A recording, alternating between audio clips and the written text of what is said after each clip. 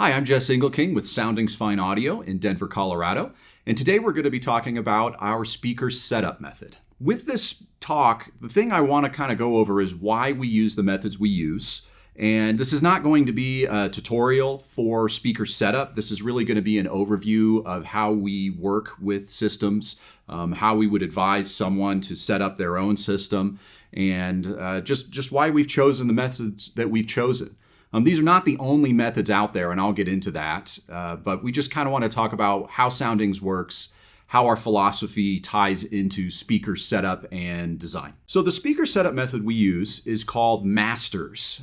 Masters may be known to some of our viewers. It was actually designed by the Sumiko Audio Distribution Group, who sadly is no longer with us, but was comprised of some pretty major figures that are still in the audio industry today.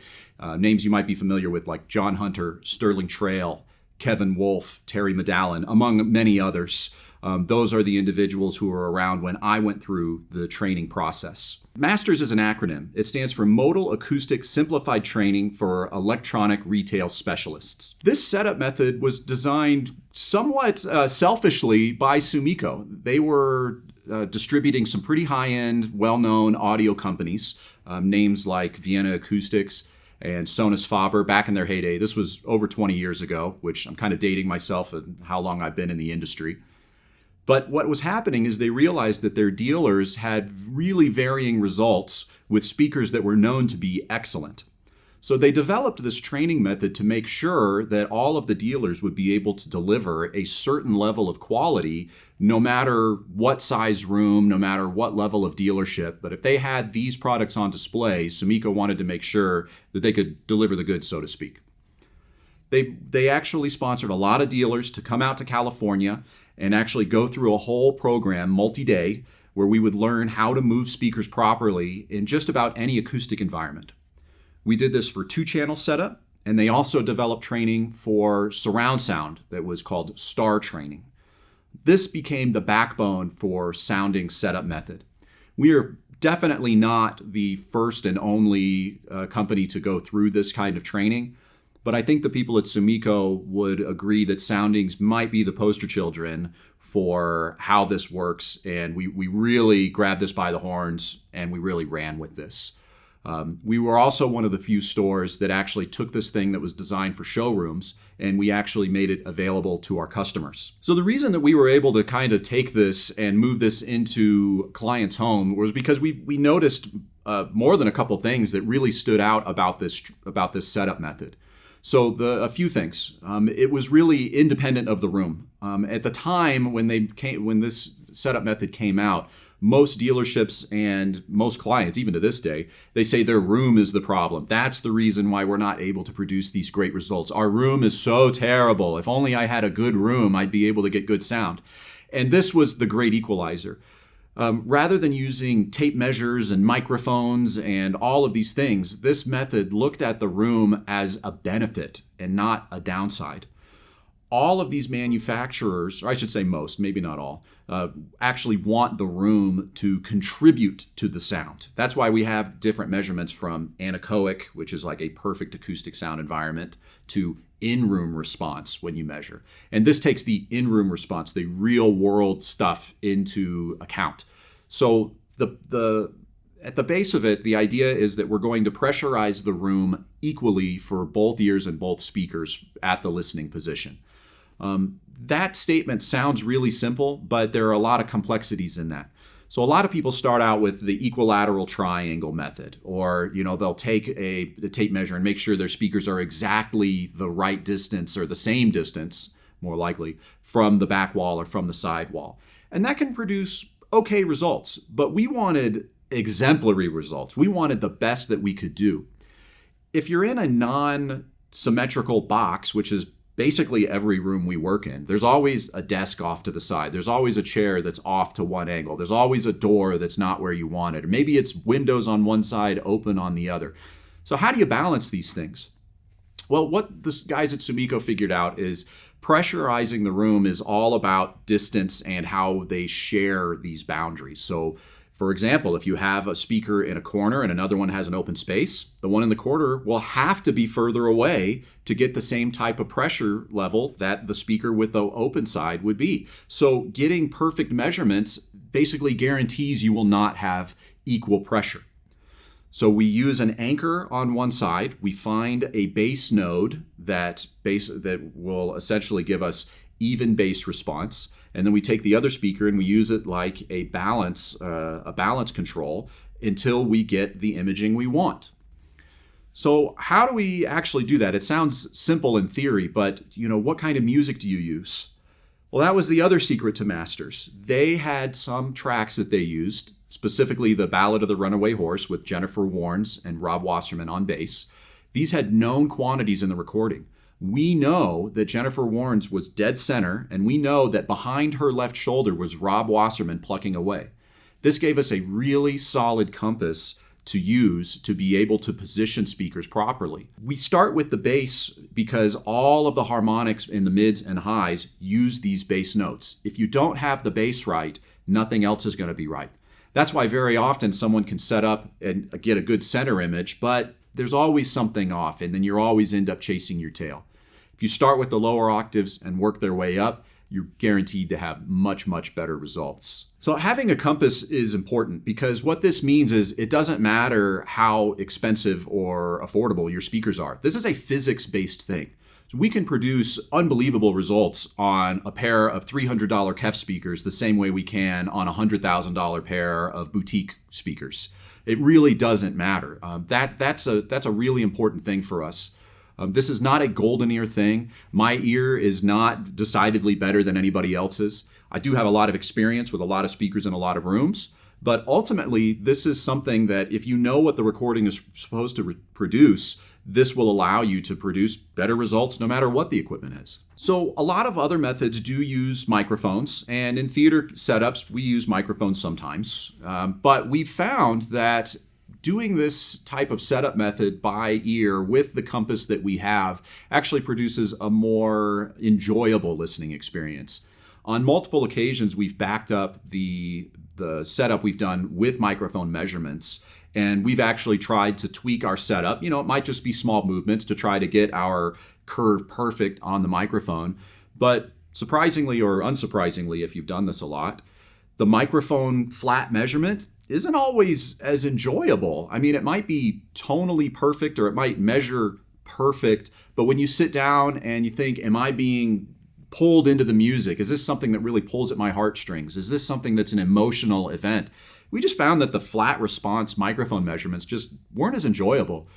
There are a lot of arguments. I'm sure there'll be a lot of opinions out there as to why our response measure is more enjoyable or why the flat response is better. I don't know. We've just found that just using your own compass, if you have everything set up perfectly where all the images are stable as they're supposed to be in the recording, that if it's a little off from perfect, if you like it better, that's the one you should listen to.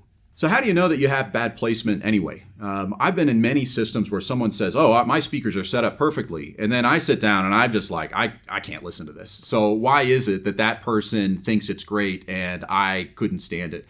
For me, I sit down and I instantly look for some of these factors. So a lot of people will say, well, I got a center image, so it's got to be good. Or my speakers, aren't, all the sound isn't locked in my speakers, which is a good thing. But what is it? What are the things that really jump out to me? So high frequency sibilance is a big one. If you start getting a lot of S's and T's and T's, that's usually a sign that we can improve the set. Bass boominess, bass linearity. What do I mean by linearity? So in the Rob Wasserman track we use, you can actually hear him doing bass scales. Well, in a lot of systems, one note might jump out and be louder than another note.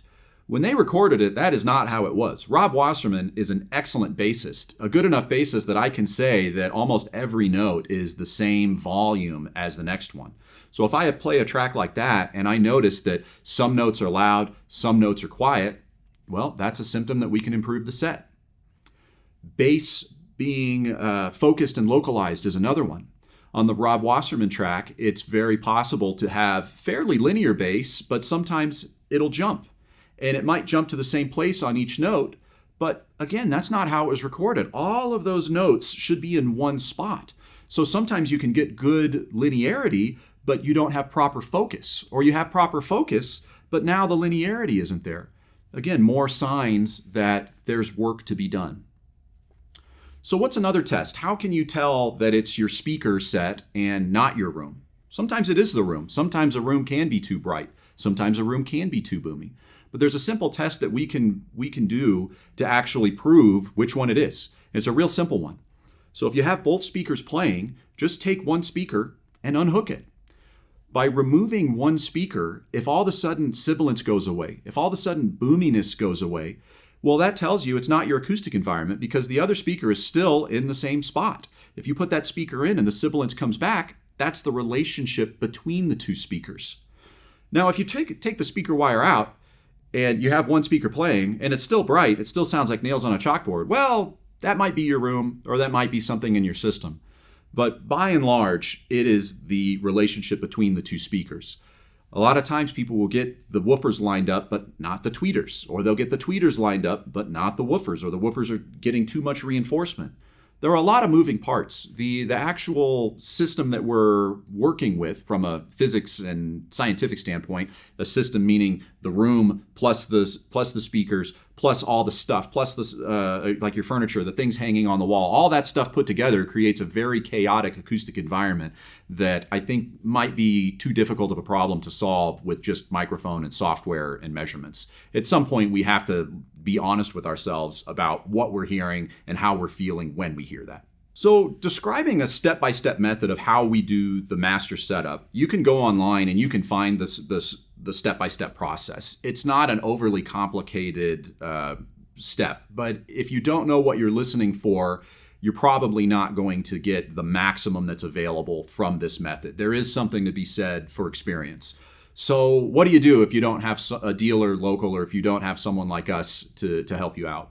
Well, the equilateral triangle method is a good place to start, but you want to listen to the bass response. You want to take your speakers and pull them out millimeter by millimeter until the bass starts to be linear, until you can get rid of that boominess. Using the Rob Wasserman track is a good way to start. It's definitely not the only track out there. It's just one we have known quantities for.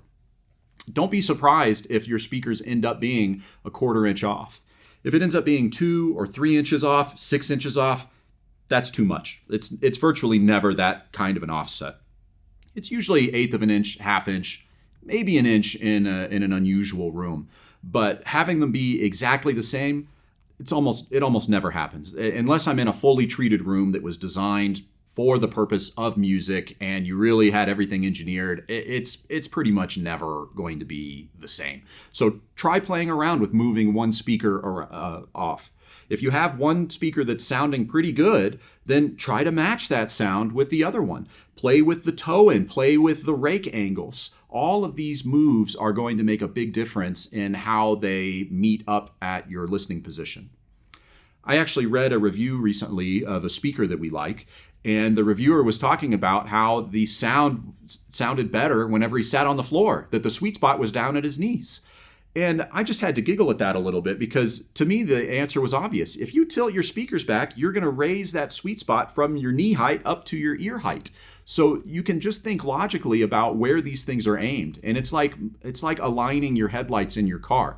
That's a stereo image that you're trying to get on the road in front of you. Your speakers are very similar. We're trying to get that sound to align at your ears at the listening position. So play around with it. Every single move that you do will do something to the speaker. Try to only do one move at a time. Only a move out, only a move in, only rake back. Every spike on the speaker will do something different to your final result. We have lots of different options when it comes to having soundings come help you out. I fly all over the country doing these setups, and I think that our service would surprise you at how affordable it can actually be. So if you're local, we can probably come out sooner than later. And even if you're out of state, I just got back from Ohio recently and set up a very nice theater with amazing results. Even if you just have questions, give us a call. We're happy to help out and give pointers. It's pretty amazing how much we can actually solve over the phone if you can tell us what you're hearing and describe your room to us. If you give us pictures, we can do even more. So please reach out to us, give us comments down below, give us a phone call. We'd love to help. As always, thanks for watching. If you haven't already, please like and subscribe, and we'll see you in the next video.